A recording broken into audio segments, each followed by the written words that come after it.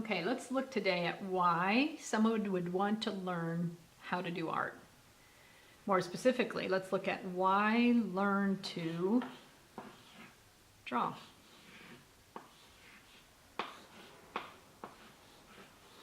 Now, some people would want to learn how to do art or learn how to do drawing because they like it and they're interested. But let's talk a little bit about why it might be beneficial for anyone to try and do it, whether they're interested in it or not. A lot of people wonder why, when somebody is 5 years old, they have all kinds of freedom to draw and to create, and then they never seem to get any better at their artwork. I'm going to show you. This is a picture of a paper. This is actually a paper doll that I made when I was 5 years old. And it's typical for a 5-year-old, although I think she has really, really good hair. Now, this is the same person, me, and I'm old enough to write here. So say 7 or 8 years old. And I could have been in a hurry when I drew this, or I could simply have been not paying enough attention to my drawing. This person has no hands or a neck. If we look at the inside here, you can see that they're picking an apple. The sky does not come down to the ground.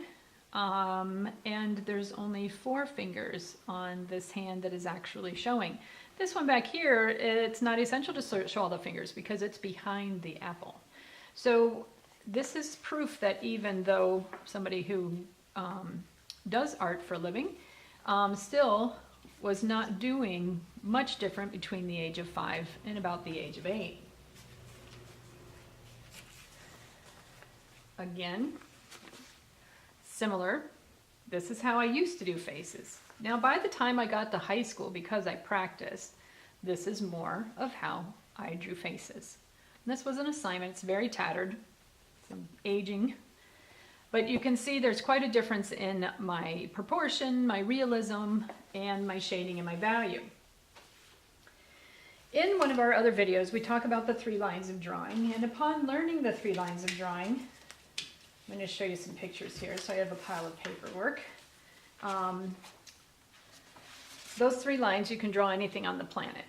Here is a picture of a lamp, and the artist is sitting down looking up underneath the lamp. And you really get the essence of that here. This was drawn by a 9-year-old who was,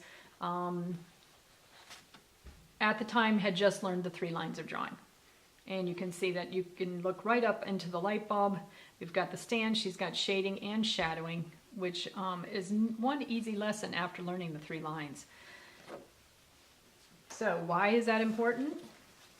Well, one of the things when we look at how somebody draws, and I'm going to show you this picture here. This was done by a 4-year-old. It's an easily recognizable object. It's a bear, and more specifically, it's a Care Bear.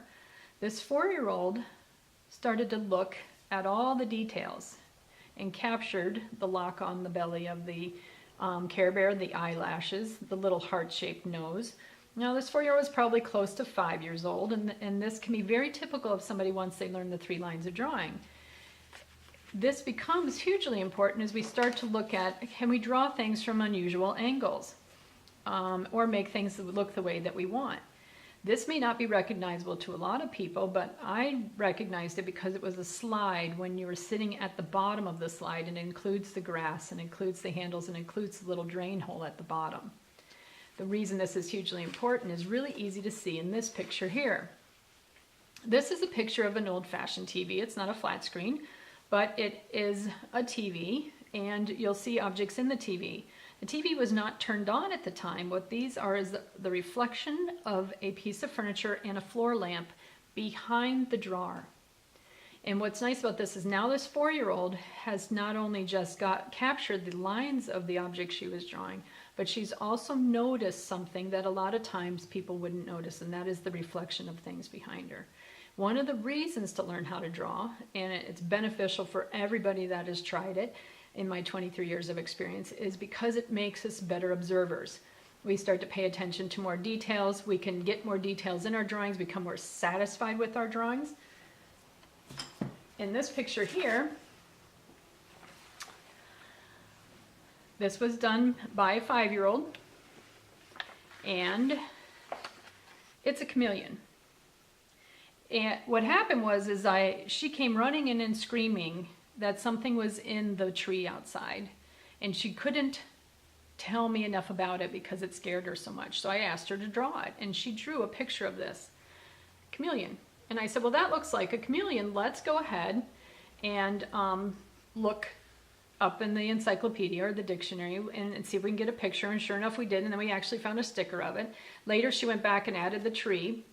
But she was able to capture in the few seconds of fear that she got when she saw this animal, she was able to remember it in her mind's eye and to be able to see it and draw it without actually looking at it.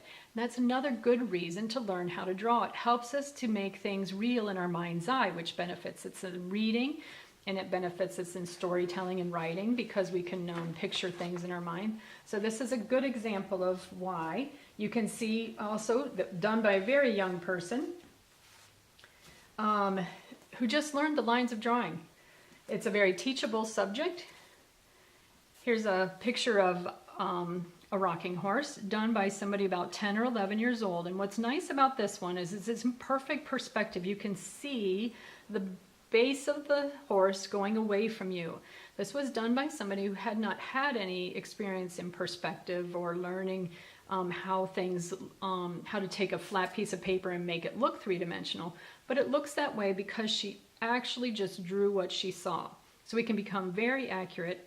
I find most kids around 8 to 10 years old start to, if they don't get things to look the way that they want, they have a tendency to just give it up and say, oh, I'm not talented. In reality, we need to teach them the tools of how to actually see. Some people automatically see. I had one student one time who was 7, and I asked him to draw something from his kitchen for homework, and he drew every single thing in the inside of his refrigerator, including the things on the door. I asked his mother how long he had to keep it open to do it. She said an hour and a half, and she was perfectly happy because he was so thrilled to do all that detail. Now that's somebody who doesn't necessarily need to learn how the lines work or how to draw. He already had it in him. But there's a good deal of the population, including people who don't even like art, who can become very good at drawing, and it opens up and expands brain connections in a way that nothing else can. And so if we can teach it and people can get things to look the way they want, it allows that satisfaction, that creative energy to take a hold in somebody's life, and it allows them to feel free to use it and to explore it some more. I like to give people art journals and homework. And I like them to write why they do something. This was somebody's backyard. It was done by somebody about 7 years old. And what I like about it is it says, this is part of my backyard. It was kind of hard.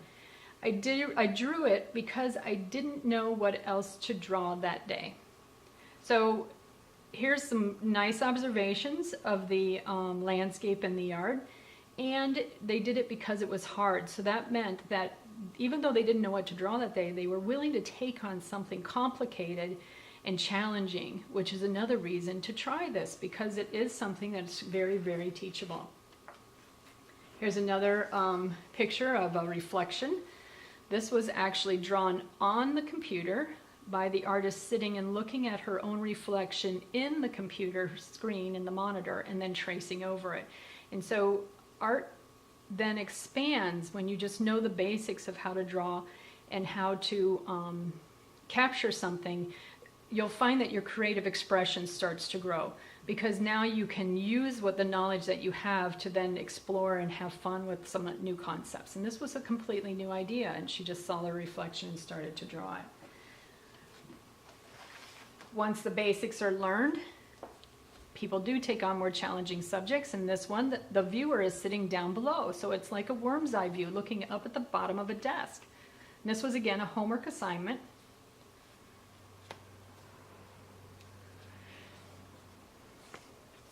It's always interesting to me, sometimes I give homework assignments where people have to hear that the juice box is scrunched and becomes a little bit more complicated of a subject. Then you can get into complicated subjects like this, where you have lines that mirror each other almost, and you have the roundness that you have to capture, and the roundness down here, these lines have to be very similar in order for them to look right together. The more you practice, the more your hand and your brain work together. And so really, learning art can expand your thinking. It can make new brain connections. It can give you a lot of satisfaction, especially because there's so much of a desire in so many of us to create. And we just need to know that it is a very, very teachable topic.